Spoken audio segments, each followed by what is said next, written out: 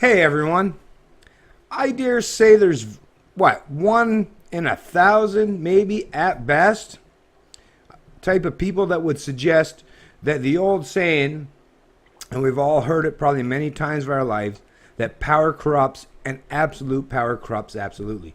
I mean, that saying, I think every individual, like I say, except, a very few exceptions, would recognize that saying and say, yeah, they've witnessed it themselves in their own personal lives. So it's something that's commonly known, widespread, and easily understood by most people. But yet, the part that I'm constantly baffled by is, why in the hell then are we continuing to allow politicians to create more and more laws and give more and more power and authority, or at least the pretense of authority, to their subordinates, right?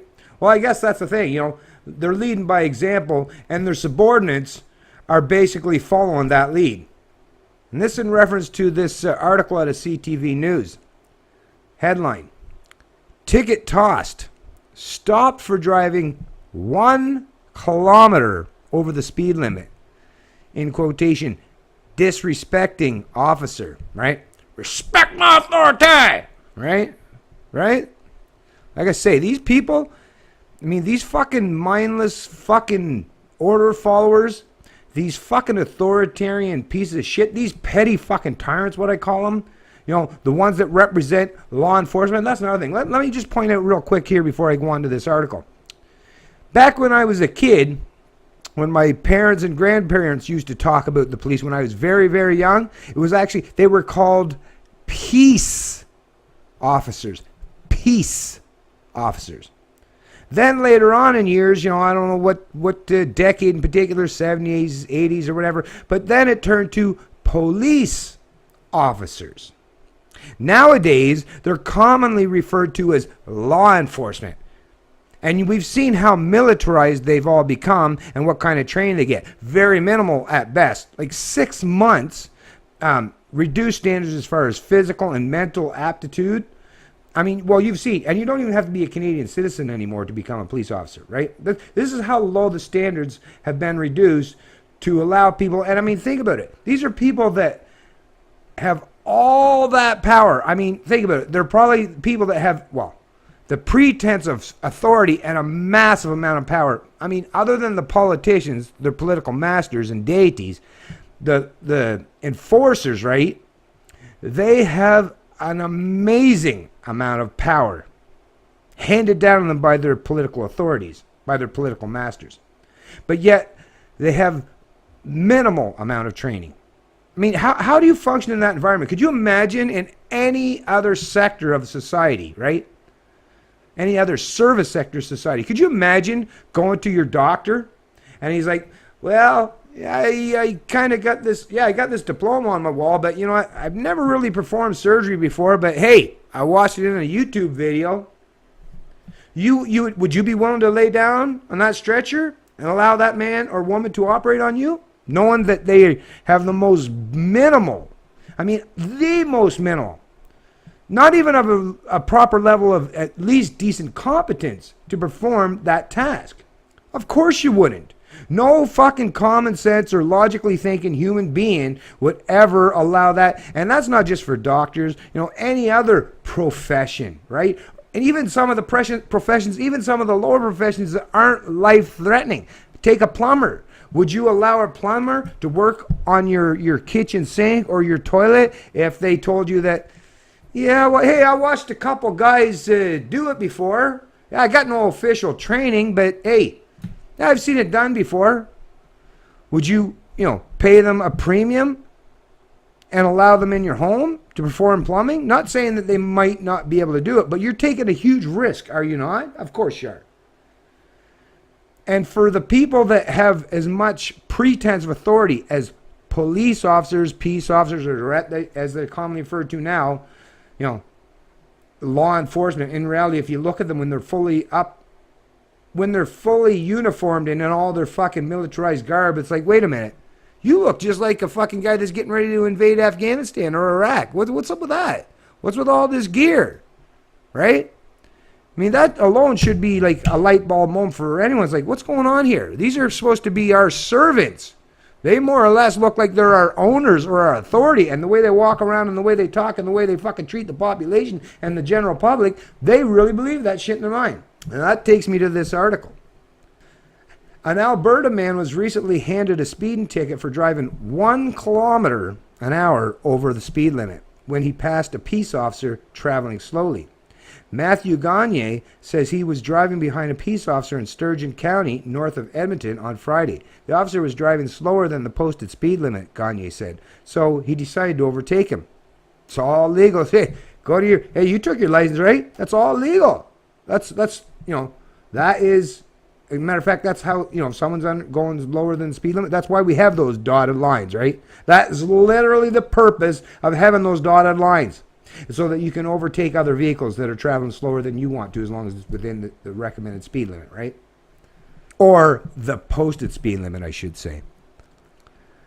I had the right of way and dotted line, and there was nobody in front of me, so I decided it was all right, in my right, to pass the peace officer, Gagne explained to CTV Edmonton.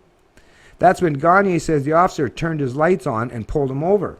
The next thing he said was, it was disrespectful. I was disrespecting him, Gagne said.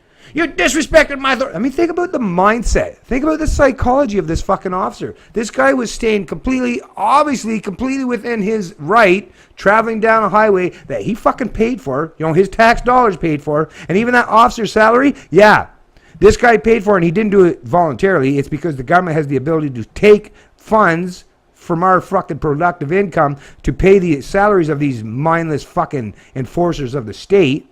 But this guy was doing and functioning everything within the legal parameters of even the most authoritarian kind of mindset these political fucking hacks have. But he was still functioning completely within inside that, right? And yet this officer had the audacity to turn them fucking lights on and pull him over. Why? For no other reason other than, how dare you pass me? How dare you go by me, right? Like I said, think of that psychology. And then when people talk about, oh, but that's just a bad officer. Really? No. That's fucking every officer out there, just depending on the fucking day, depending on their fucking mood. I mean, yeah, there might be a rare exception to the case, but this bullshit pretense of, oh, they're just a few bad seeds. Well, you know what? Put a fucking bad seed or a bad apple in any bunch and you'll find out, oh, it spoils them all.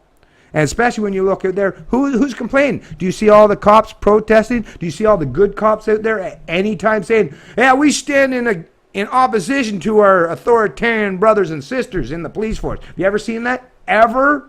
No, that thin blue line's not nearly as thin as they fucking pretend. It's very thick, to be honest. The Bowen Accord resident said he argued that he had passed safely, but was given a $78 ticket for driving 101 kilometers an hour in a 100 kilometer an hour zone.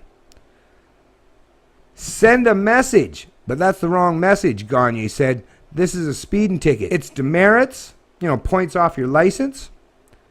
That goes on my record. It goes on my insurance, and his insurance will go up. And he's right about that. So why does this guy have to be punished and penalized, or even have to have any part of his day affected in any negative manner for being a lawful citizen that did nothing wrong in any way, shape, or form other than having the audacity to pass an officer that was traveling below the speed limit? All right? I'll post a link to this article in the description below. But like I say, this one-off thing, it's one-off in this video. But if you pay attention out there, you know damn well you could scroll through YouTube or you could Google search and find articles that you could spend days and days and days on end, 24 hours a day, going through them constantly, where you see this kind of bullshit. And worse. People being killed by these authoritarian pieces of shit, right? For daring to disrespect their authority. Come on, Canada, listen. It is incumbent on us all, to stop being meek servants of the state, sheeple, and mindlessly obedient serfs to a fucking ruling class that looks down upon you through their fucking nostrils as if you're just a piece of shit that they can step on. And if they get any on their shoe, they just want to wipe it off and throw it the fuck away. That's what they think of you as the general population. You might not realize that, but if you're a little birdie on the wall when all these pieces of shit are sitting around a campfire or something, you'd find out real quickly what they truly think about you, right? Stop making excuses for this kind of stuff. And I recognize, yeah, this is not a huge story, right?